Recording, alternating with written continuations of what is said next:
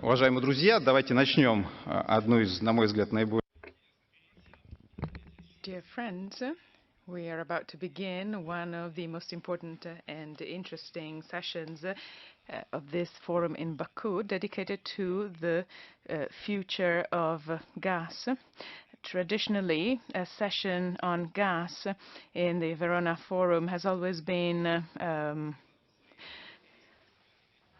has always seen important speakers, and this is the case even this year in Baku. So we see a panel of very interesting speakers. My name is Konstantin Simonov. I am the General Director of the National Energy Security Fund in Moscow. I'll be the moderator of this panel. And of course, the situation is complex, and we are interested in what is going to happen with in the next winter with the gas business. But not only that. I believe in this session we will see the situation in the midterm, because there are several intriguing processes at work. Some who are in favor of the market are fighting against those who are in favor of dirigism, who have almost become socialists. When they thought about the third package, they thought about the liberal market and a way to decrease prices, and so globalization would be a fight among suppliers to find consumers. But we're seeing strange things happen, such as the price cap. So we're seeing a ghost plan for gas within the European Union, which we have always considered a loyal competitor. Russia is often accused to be dirigist, but we're often applying market mechanisms. So if we look at the future of gas as a commodity in terms of consumption capacities, I have no doubts. But as a mechanism for regulation, it's a completely different story. So I have the following idea for this session: 7 to 8 minutes to each speaker, and after each of them I will ask them my questions. Thus I believe we can limit the duration of this session, because we are a business-oriented session. We will show that the business world is able to be efficient in time management. First of all, I would leave the floor to Leonid Mikhelson, who is the chairman of Novatec, right away. I am sure his speech will be very interesting. Thank you very much, Konstantin.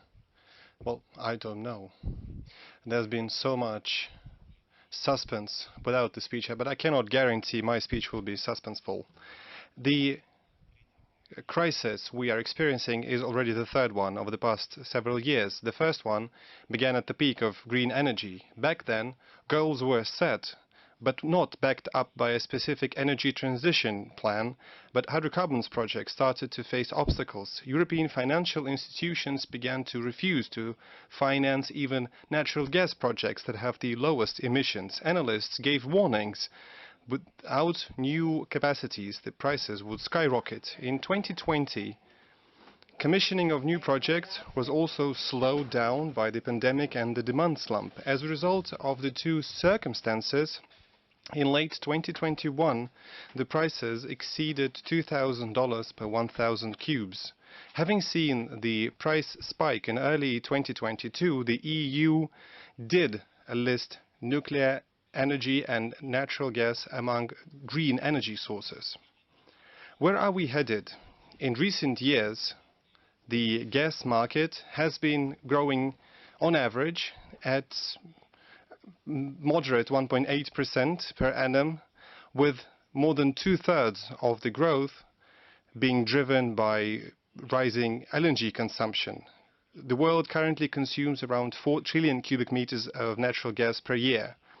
1.2 trillion is inter-country supplies, which includes 700 BCM exported and imported via pipelines, and around 500 BCM is coming in the form of LNG. Over the past 4 to 5 months, Russian supplies to Europe went down by almost 50 BCM. As of the 1st of October, the year-on-year decline reached 47%. The supplies were almost completely replaced with LNG, and Europe has increased its consumption of LNG by approximately 65%. The additional flows through European regasification terminals amounted to approximately 43 BCM, with 29 BCM arriving from the US. Cargoes are being diverted from the Asian market. While South Korea and Japan have had their consumption approximately flat compared to the previous year, China has had a decline of 23%, and consumption in India went down by 19%. The decline in supplies to China was driven by lockdowns and shrinking demand, but China continues to build out its LNG receiving infrastructure. A month ago, they commissioned their 24th terminal. This means that China is not looking to going back to coal. In recent months, cargoes intended for the Chinese market were resold to European consumers in light of the high prices, but to secure their own supply, an energy supply, the government of China disallowed such a resale by their state-owned companies. I believe that within 1 month, this outflow of volumes from the Chinese market would cease. Given the pipeline gas shortage in Europe and recovering demand in China, I believe that the additional pressure on the LNG market in the next 1 or 2 years will be at least at 60 million tons per annum. However, we are not seeing any major capacity commissionings before 2026. From what I see and read in the press, in 2023 we would see projects with 18 MTPA coming on stream, just 11 in 2024 and 17 in 2025, which is not even close to being enough to cover the growth in demand. Given that underground storages have been filled by the coming winter, it might easily prove to be the simplest one of the next 3 years. In 2026, Qatar will start commissioning their projects based on decisions they made. They have projects worth 33 MTPA. Qatar's energy minister, Al-Kabi, he was speaking just 3 weeks ago at a session, said openly, with 0 Russian natural gas flows, the crisis could last until 2025, and 2023 will be much tougher because European reserves, unlike this year, will have nothing to be replenished with, looking at the LNG available in the markets. Apart from projects in Qatar, 2 more decisions were made in the US recently to commission new capacities with just 23 MTPA. However, producers are reluctant to make further decisions. The exorbitant prices simply arrest the growth of GDP. If the situation with prices is not improved, demand will shrink as the world would come back to coal. Covering the deficit requires investment decisions. Instead, what is being considered is windfall taxes on energy companies. But even if someone collects this money and takes them away from the companies and gives out to the population, all this would do is only prolong the crisis. Stabilizing the market would mean investment in the industry and new capacities. In the current environment, there may not be good or bad LNG projects. The LNG market is global. And to a large extent, producers are not linked to any particular downstream markets. It does not matter where an LNG plant is built. Each and every one of them will be contributing to covering the shortage in the global gas markets. No country alone is capable of implementing an LNG project by itself without international cooperation. Therefore, the availability of this cooperation and ability to bring together LNG producers, financial institutions and shipbuilders and relevant government authorities will define how soon the crisis is going to end. The largest LNG projects commissioned in the coming few years is Novatek's Arctic LNG 2. It is currently complete by approximately 70%, and we are looking to starting it up in accordance with the schedule.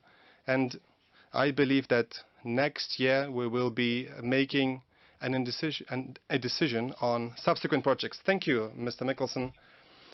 But several important things were mentioned, including 2026 as a period of time until which we are not going to see any major additions to the supply side on LNG.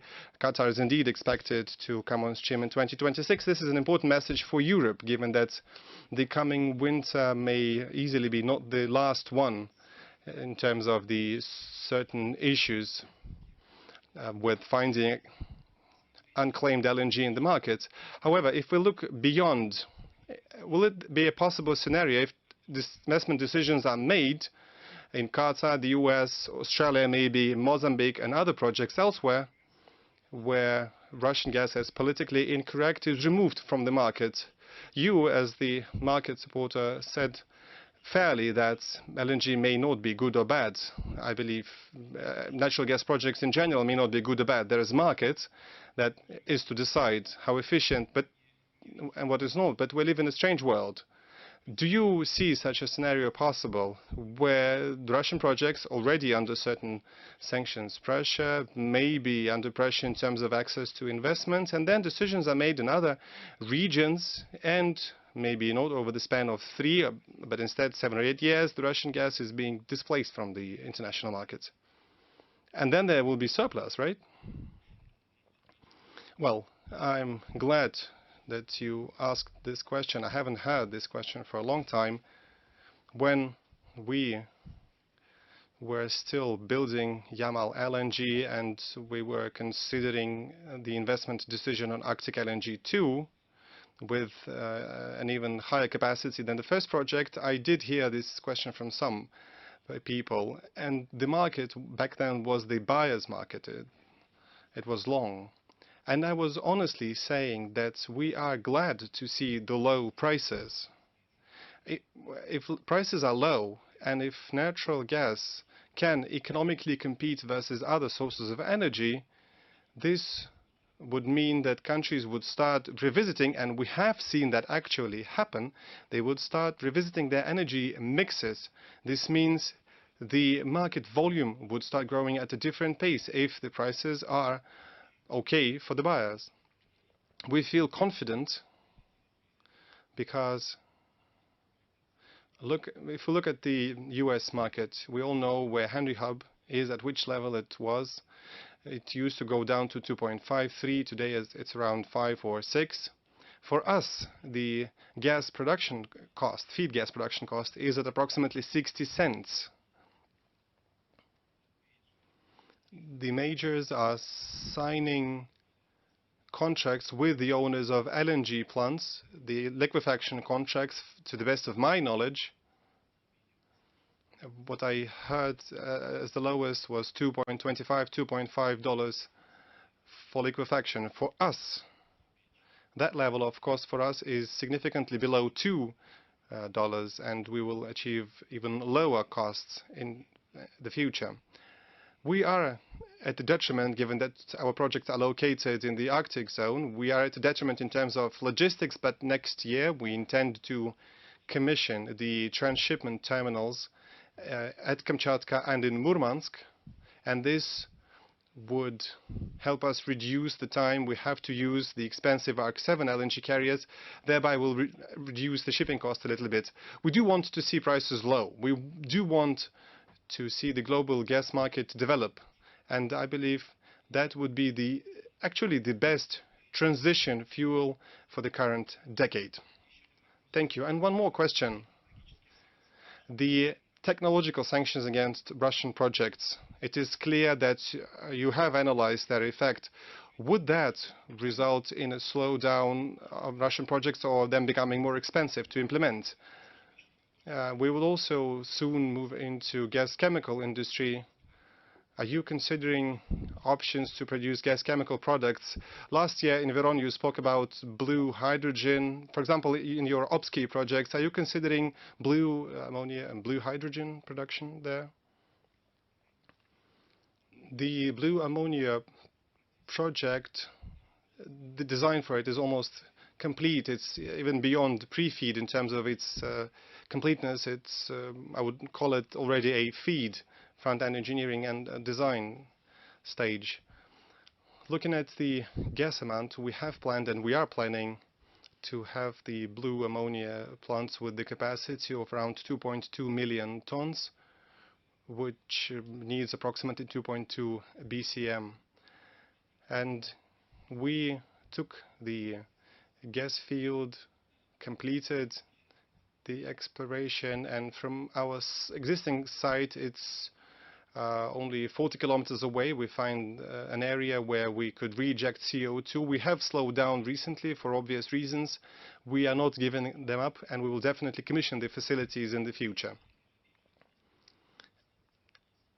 Regarding your question, if sanctions had an impact on us, yes, they did. And we did not only work with industrial facilities, we focused on engineering solutions. We managed to get main pieces of equipment for all the 3 trains in Arctic LNG 2, and we found the engineering solutions to carry on at the same pace. And currently we have a window, so to say, of around 3 years, within which we're supposed to localize and resolve issues with 3 or 4 pieces of equipment. I believe that within the 3 years we will have accomplished that. This will require some money outlays, but if nothing changes, and with $20 per MMBTU, this will all pay back very nicely. Thank you very much. Indeed, this is an important point made by Mr. Mikkelsen, that in fact the suppliers are not so much interested in high prices, and it was not us creating the havoc in the market, because it hampers development and creates bad prospects for the commodity you are selling. Что Баку поддержал Веронский форум. However, we keep working, and I would like to thank our Baku representatives for supporting this forum. And having said that, I would leave the floor to Mr. Sultanov, Deputy Minister for Energy. From the point of view of gas, Azerbaijan is going through a lucky period, and Europe needs it. So let us hear what are the plans of Azerbaijan, because this country too is working to increase supply. And thank you, Mr. Simonov. I would prefer to keep speaking English. Country, as you well know, and we claim that our country has been the cradle of oil industry, and definitely with the help of our Russian colleagues in every sense of the word. Starting from 2007, late 1990s, Azerbaijan started to invest heavily in natural gas, and today we can claim to be a natural gas country as well, a significant natural gas country as well. Of course, volumes are not comparable to the volumes of our neighbors. We are surrounded by very rich neighbors in terms of natural gas, but still, if you are in the right place and right time, then even comparably smaller amounts actually make a lot of sense, both for the country and for the neighbors. So we are proud to see that Azerbaijan in the last 15 years, actually, we have exported 92.7 billion BCM of natural gas. To Turkey, we went actually only 92.7 billion went to Turkey, and 27.3 billion went to Georgia, our neighboring country. And of course, starting from 2020, as you know, Azerbaijan started exporting gas to European countries as well. Of course, if you don't regard Turkey and Georgia as European countries. And by now, we have exported about 17 BCM of natural gas. This year only, the volume of gas will go up from 8.2 BCM to 11.5 compared to the last year. So this year we are looking forward to have about 11.5 BCM. But overall, given the current plans, the production level keeps growing. So in coming years, actually, production in Azerbaijan overall will go up.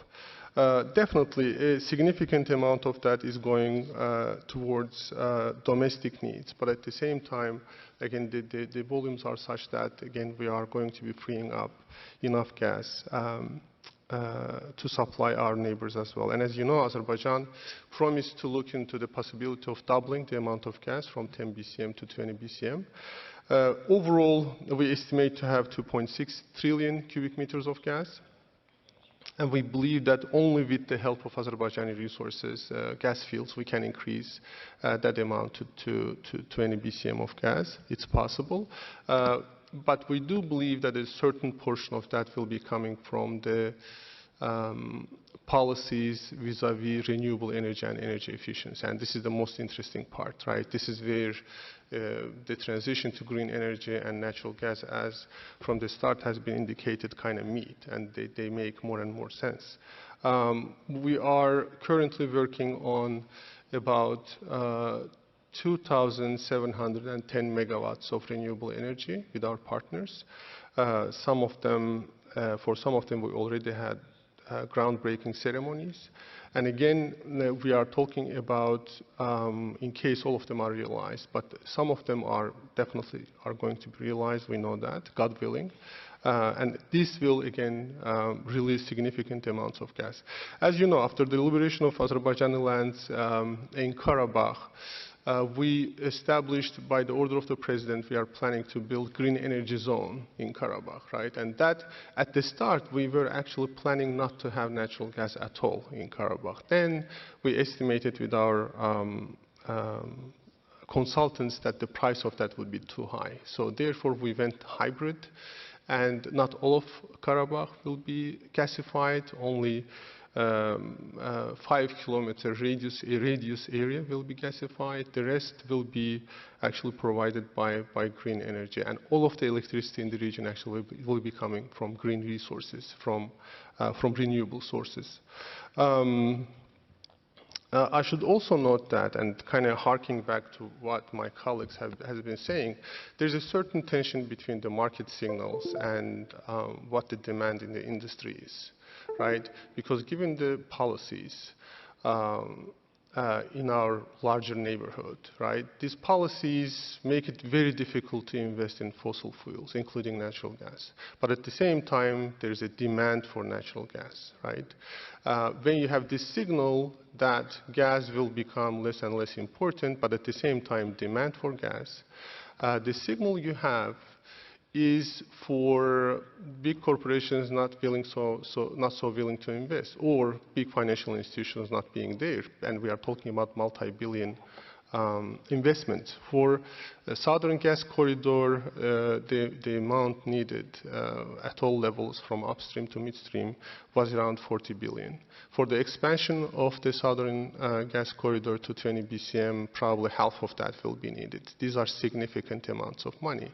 But given the regulatory framework and the market signals, it is becoming a challenging process to secure all this, right? So those who demand and ask for natural gas, I think, has to be looking more carefully into the regulatory framework and also related to financial institutions, because otherwise these demands and these preferences and regulatory frameworks don't overlap, and that creates certain tension. But we believe that they will be there will be institutional mechanisms for us to overcome that. So for us, again, we couldn't be more proud becoming a natural gas country. And again, we are definitely seeing it as a transitional fuel.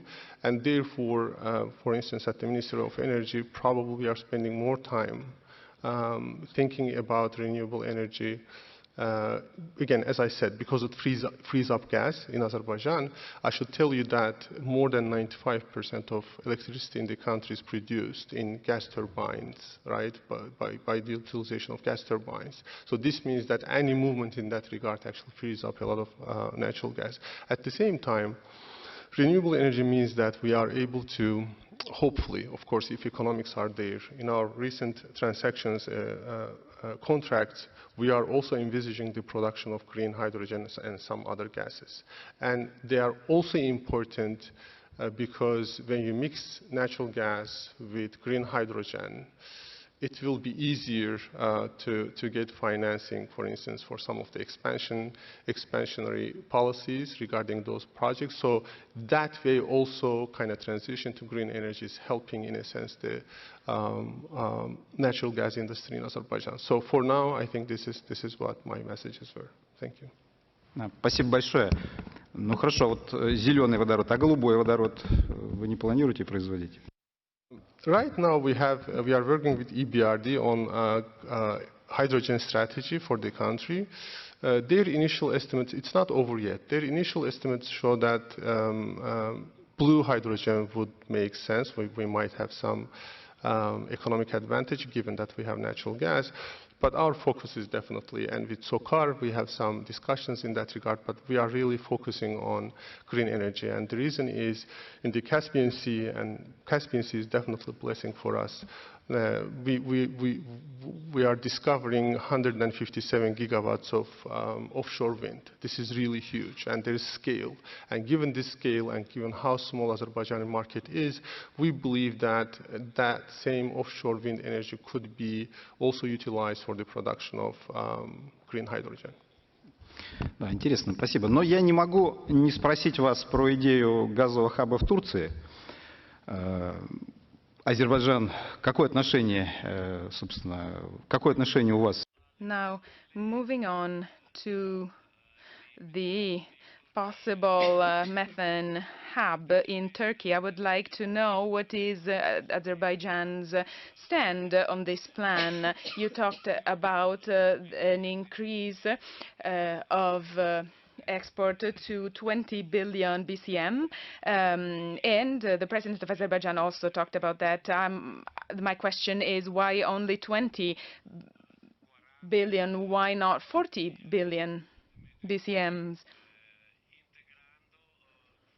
Integrating also Azerbaijani gas. I'd like to know if you would like to participate.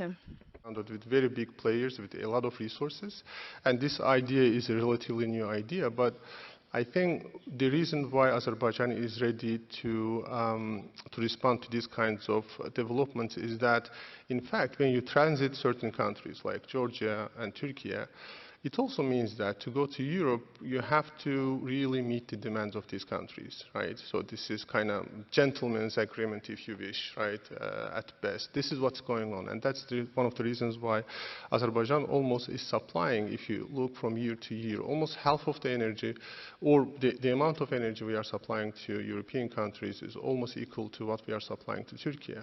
And Georgia, more than, again, very close to 100% of Georgian, and part of it is coming from Russia. Georgia's natural gas is coming from Azerbaijan. So you have to consider the needs, the legitimate needs of your countries that you are passing through. But Turkey is not just a neighbor. Turkey is a very, very specific country, very special country, to be more correct, for Azerbaijan. So definitely we are looking at any initiative raised from that side with all the attention that we have. But again, for us, What matters is we have already certain commitments. We are working along those commitments. And if realization of these commitments somehow is helping our neighbors with the plans they have, we will be very happy. But again, given how relatively new this idea, so this is the issue in the making. And again, we are looking into it. Спасибо, спасибо большое. Я уже сказал, что мы сегодня не только...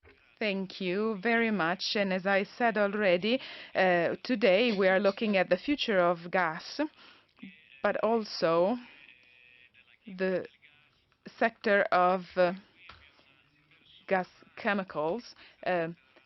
Here we have the person who can be considered as the symbol of the change underwent by the sector. I'm talking about Dmitry Konov, board member of the Russian Chemists Union.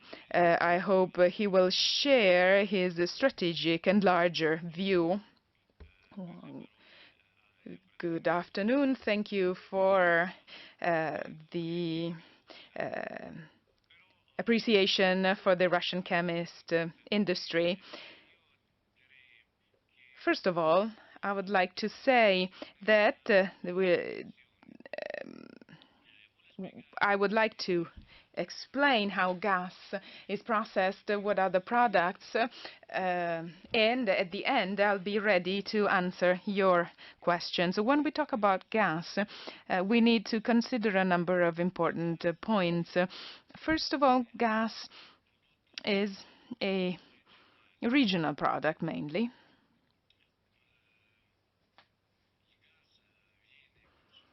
It is consumed for the most part where it is extracted or nearby. The second important point is that gas is used to produce energy, not as a processed material or a material to be processed. The same is true for oil, more or less. It is processed, but the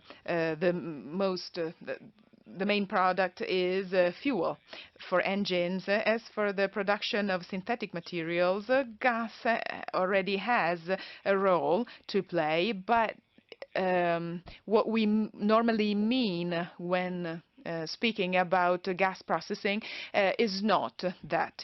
There are some areas where methane is used directly, for example, in the fertilizer sector, but this is has not to do with the energy, but food safety, food security. 500 million tons of fertilizers are produced currently, and the main material for that is gas. Gas is also used to produce synthetic materials, but it is often ethane, propane gases. They are used to produce polymers, artificial rubber, etc. So the more gas is extracted, the more interesting its composition, the larger the production of chemical products becomes. So the same materials could be produced by starting from different types of hydrocarbons, so pure gas, or they can be produced from coal. Our sector is highly dependent on the location of the gas production and on its prices.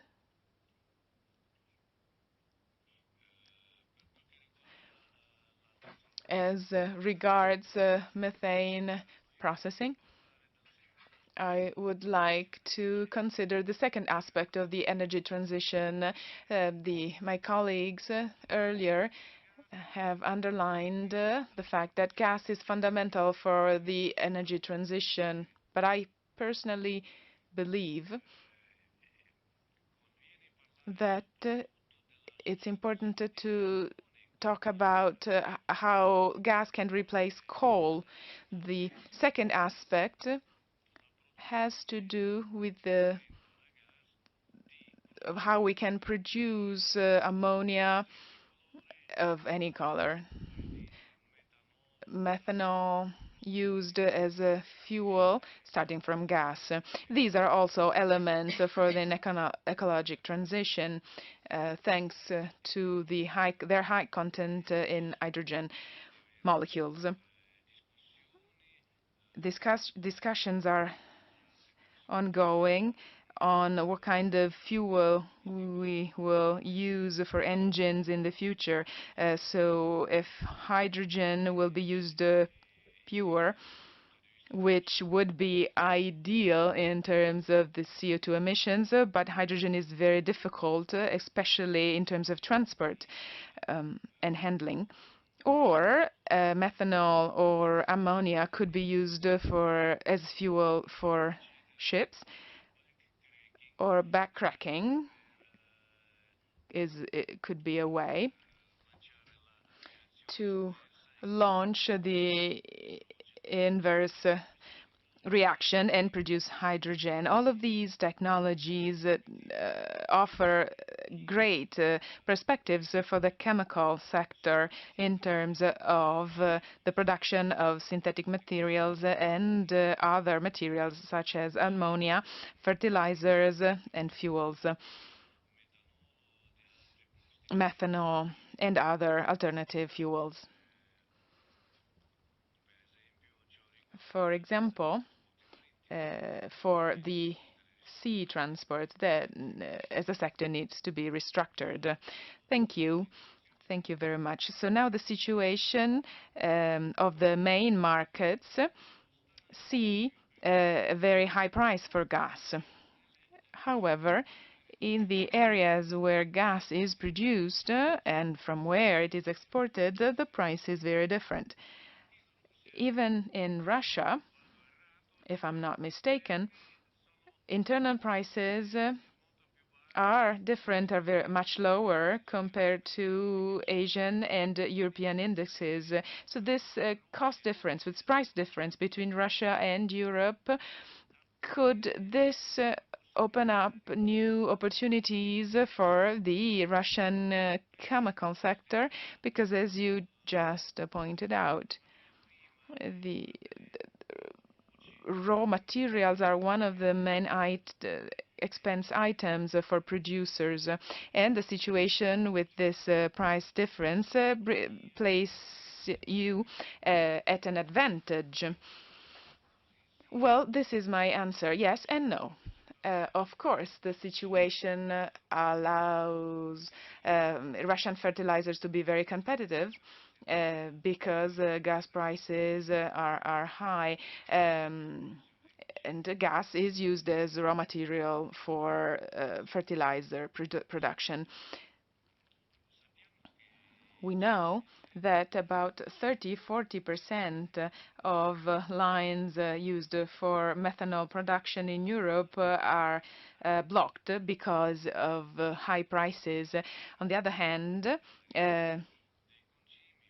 fertilizers are a humanitarian product, but Russians are facing difficulties in exporting these fertilizers because traditionally, from a logistic point of view, Russia has always been a very specific country, and for years these products were exported through Ukraine and through Baltic ports.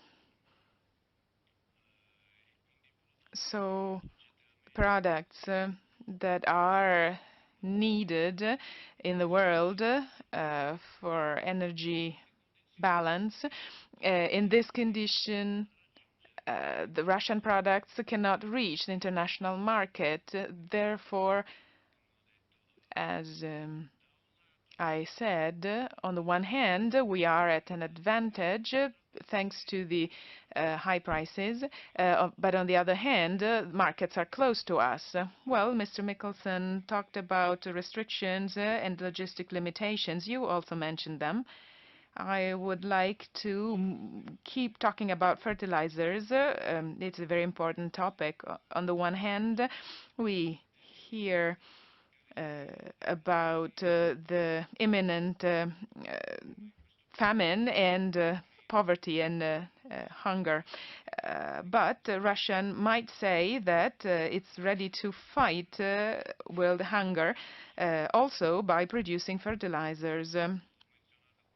And we talked about the blue ammonia, and it is a way for us to export gas in a different form. Why is Russia not promoting this thesis, which I believe could be a positive one?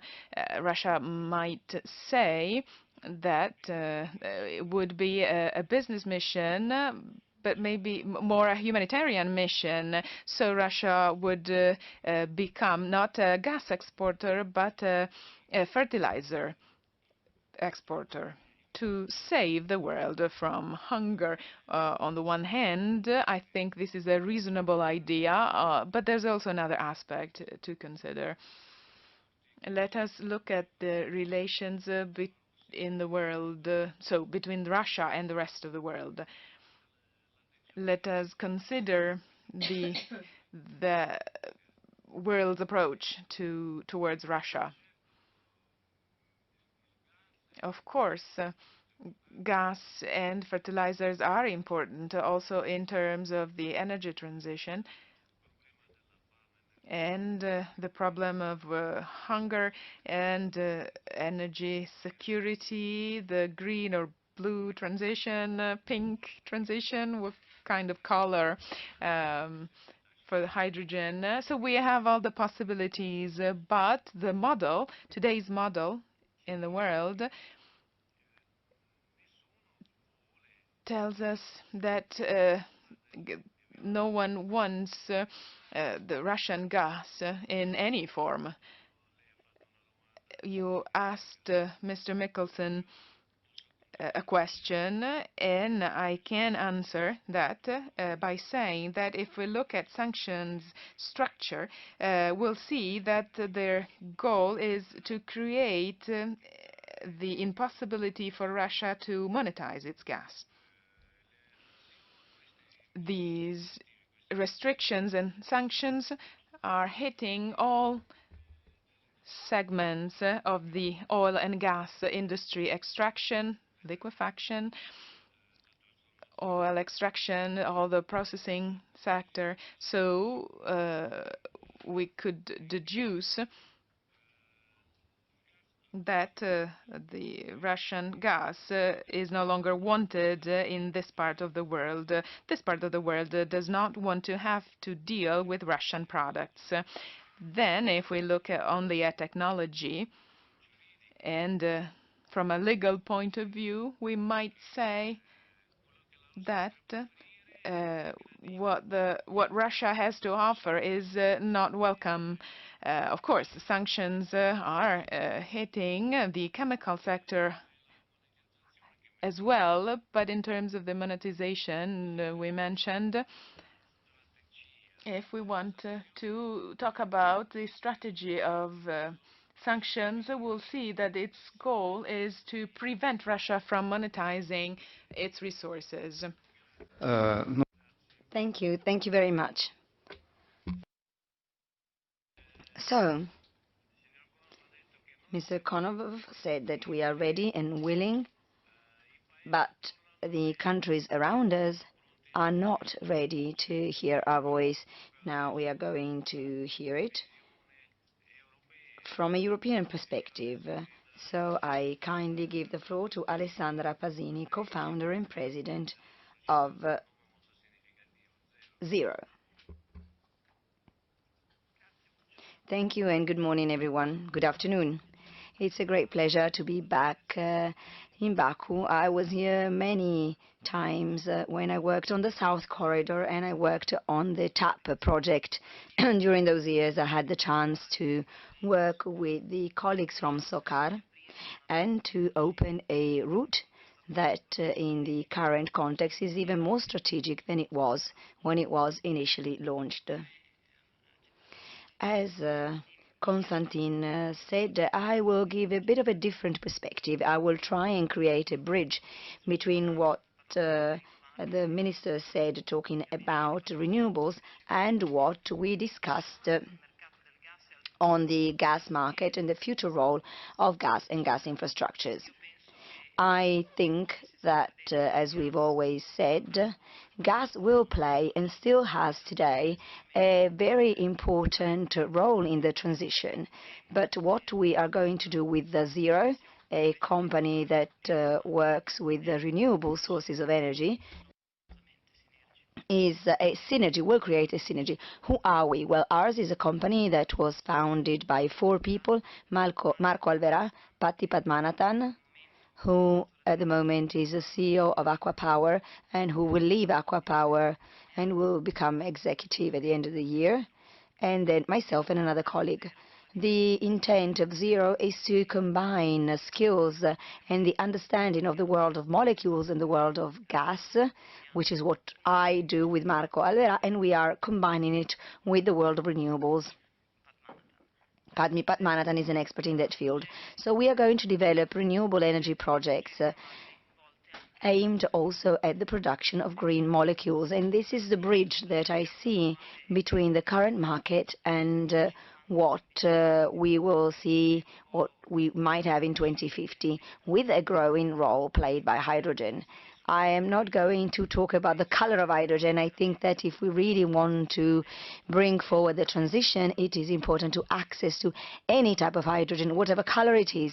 Blue hydrogen can certainly have a very important role, but the same is true for green hydrogen or pink hydrogen or whatever comes from nuclear production. The role that renewables can have in Azerbaijan is very important, and that's why I'm here.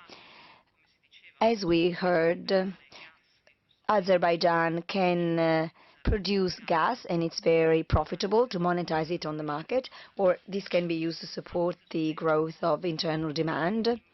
But at the same time, in blend with natural gas, Azerbaijan can try and change the rigid position that the European Union is often had. I personally worked on the work done to support a strategic project as a TAP, and I know that now in the world of taxonomy and the third gas package, this rigidity is not adequate, is not suitable. The first drafts by the community on the third energy package follow the path of what is being done by the gas industry. Some other speaker was saying the same in previous speeches. We in the gas industry have tried to break the value chain and to distinguish between roles of those who produce, transporters, and those who sell. Now, this attempt, this approach, weakened some gas operators, and this is one of the reasons why Europe today is in the situation it is.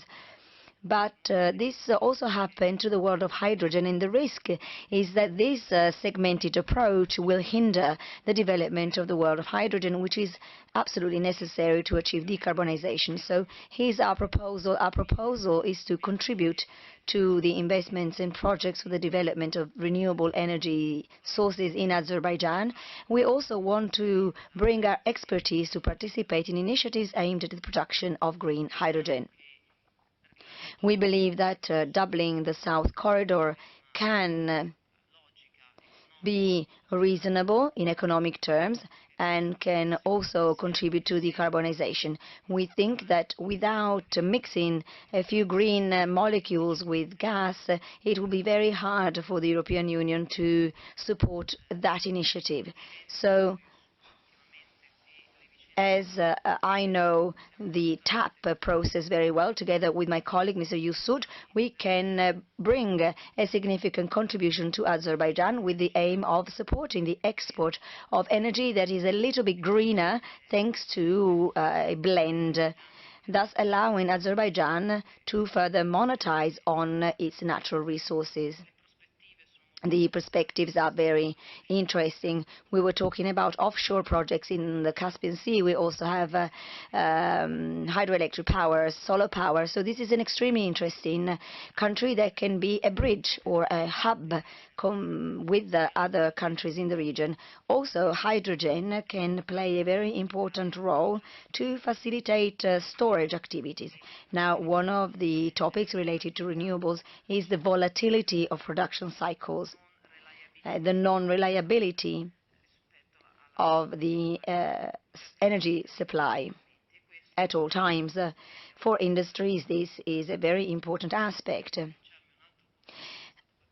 Let me go back to a comment that we heard before, the reluctance of industrial actors to give up gas today.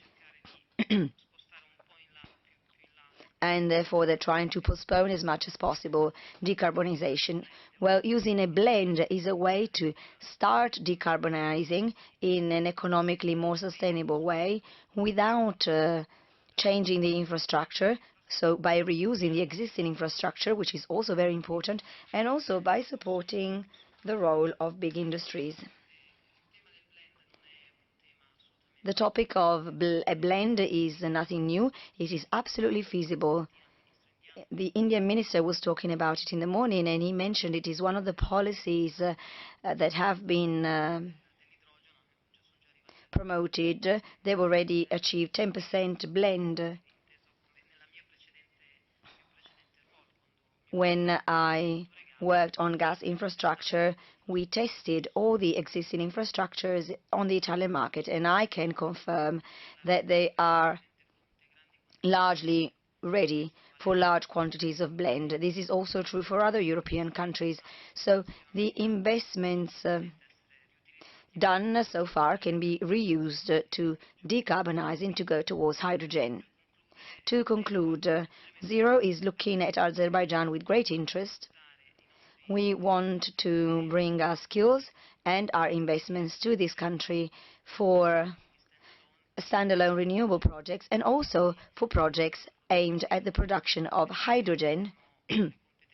And we bring our unique skills, because 2 of the 4 founders are people who had previous concrete experience in large hydrogen production projects. This happened also in the world of liquefaction. We aim at scaling up production, but in order to do that, you need to avoid mistakes, to decrease costs and make this energy accessible and affordable. Thank you very much. Thank you very much, Alessandra. There's a question that I didn't ask before to the Sultan, but because he said that Zero is going to work on renewables in Azerbaijan, I will ask my question to you.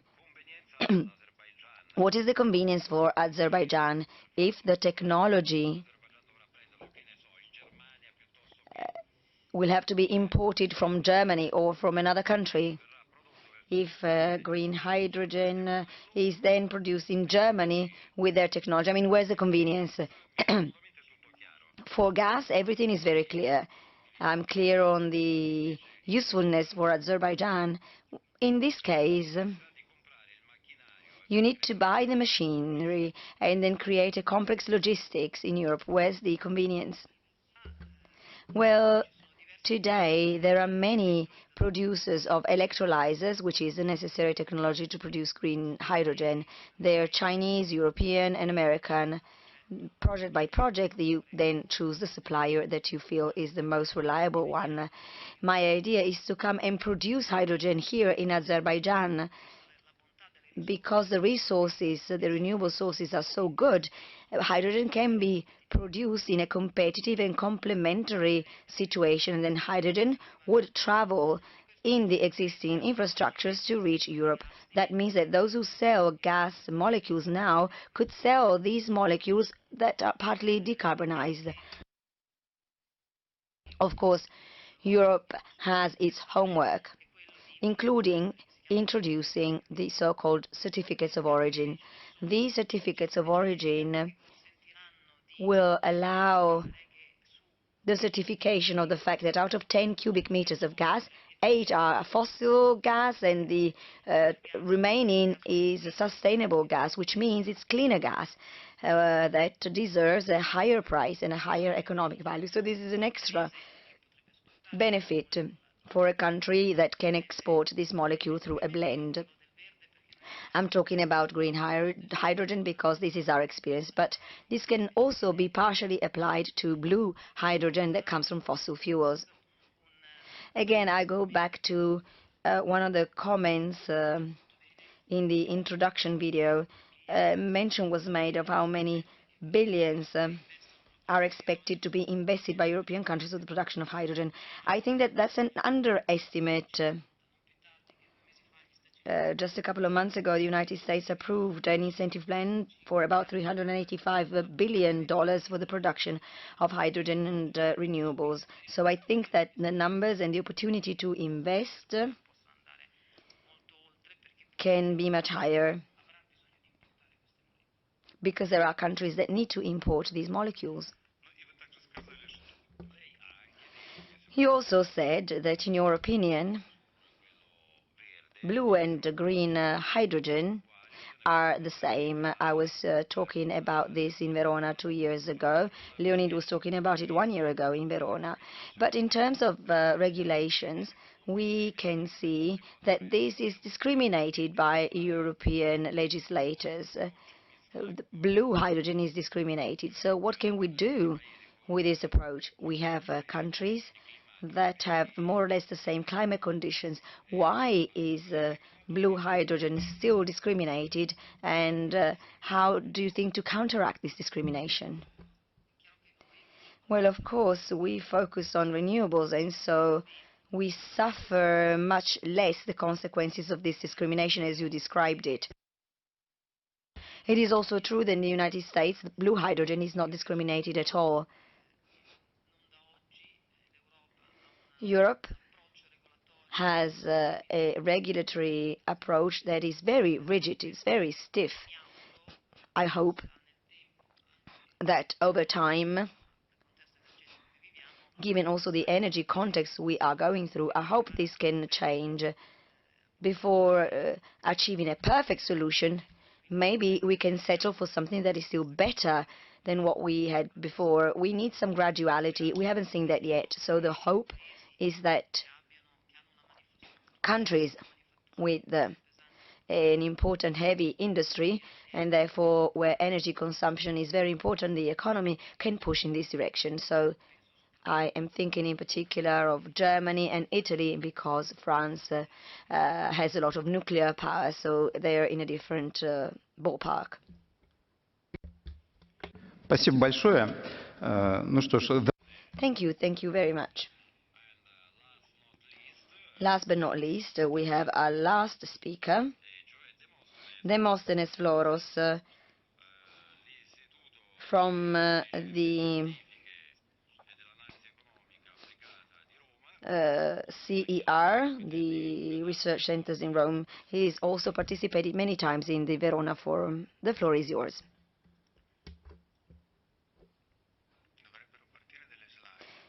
I have some slides that I hope can be shown on the screen.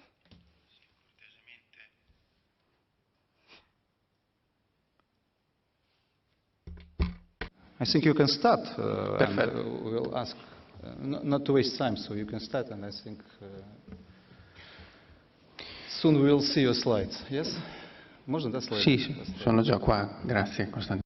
Thank you very much, Constantine. Well, first of all, I would like to thank the organizers of the event, and I would like to thank the association Verona Eurasian, which is giving me the chance to take the floor for the first time as a speaker. I've been participating in the forum since 2010. The title of my presentation is the following: the bridge role of natural gas in the context of the energy transition.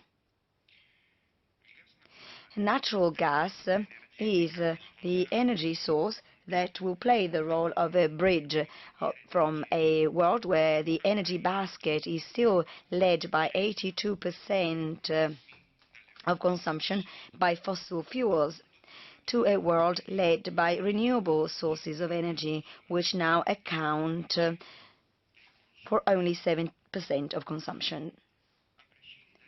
Regardless of the time targets that the international community has set for itself, the energy transition will need a period of time that can be forecast as a few decades, not just a few years, as many superficially maintain. It also requires global investments to reach zero CO2 emissions by 2050, estimated between 92 and $173 trillion. The GDP of the planet is about $100 trillion. The topic of investments puts us before a question that is often forgotten: who is going to pay? So far, the impression is that the capital factor is given to the labor component or the burden. If we compare this with other fossil sources, natural gas, which, by the way, in the world we have reserves for the next 50 years at least, in the unlikely hypothesis in which there won't be any new discoveries, well, it emits less CO2, and also natural gas is relatively easy to transport. Also, if we think of the energy crisis in the 70s, well, since then until now, the cost of natural gas has almost always been lower than the cost of oil, with the same heat potential, at least until the European Union required the abandonment of the oil link contracts. The extraordinary increase in natural gas prices on the European regional market that we've registered since March 2021, caused by market factors as well as geopolitical factors related to the energy transition, has been highlighting, among other things, the technological limitations of renewable sources of energy that many had identified as very close to replacing fossil fuels. On the background, we can see the economic risks coming from the extraordinary growth of the demand of basic materials that will follow against a production that might not keep the pace, and this would have enormous consequences on prices and costs. In geopolitical terms, it is clear that the countries that own the most important reserves of basic materials, produce them and export them, will be able to exert greater power and strength. The Asian demand of natural gas in 2050 will grow from 720 to 1,440 billion cubic meters because of the need to replace coal with the cleaner natural gas, and also because of the simultaneous decrease in production of the Asian area. The demand of natural gas in China will grow from 370 to 600 billion cubic meters between 2020 and 2030. But there's no economy without energy, and there's no energy without a strategic policy. In 1995, the share of Chinese manufacturing out of the world manufacturing was only 5%. After 25 years, the Damos myth of the 21st century would highlight that China has now achieved 30.1%, namely 25% more than the manufacturing of the United States, Germany, and Italy, the main countries in the Eurozone. This goes to show the current emergence of Asia as the place for industrial production and for labor.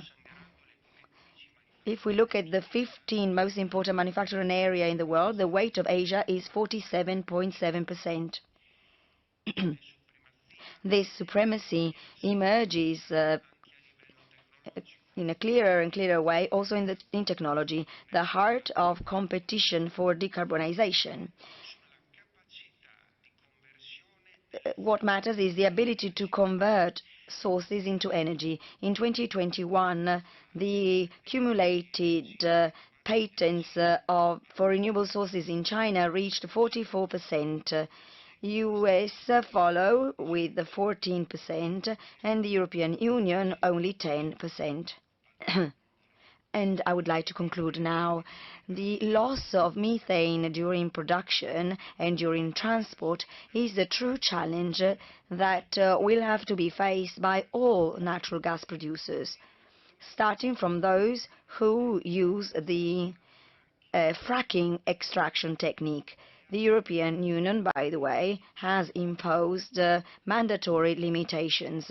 To conclude, the international community will have to multiply its efforts so that mankind will not move from the rush to rearm at the times of Reagan to the rush for decarbonization of the economy.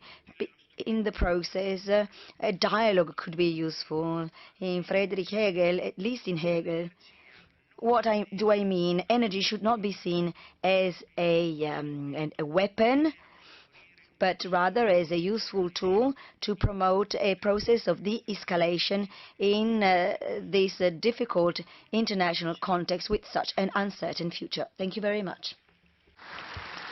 Спасибо большое, господин Флорес. Скажите, Thank you, Mr. Flores. I have a question.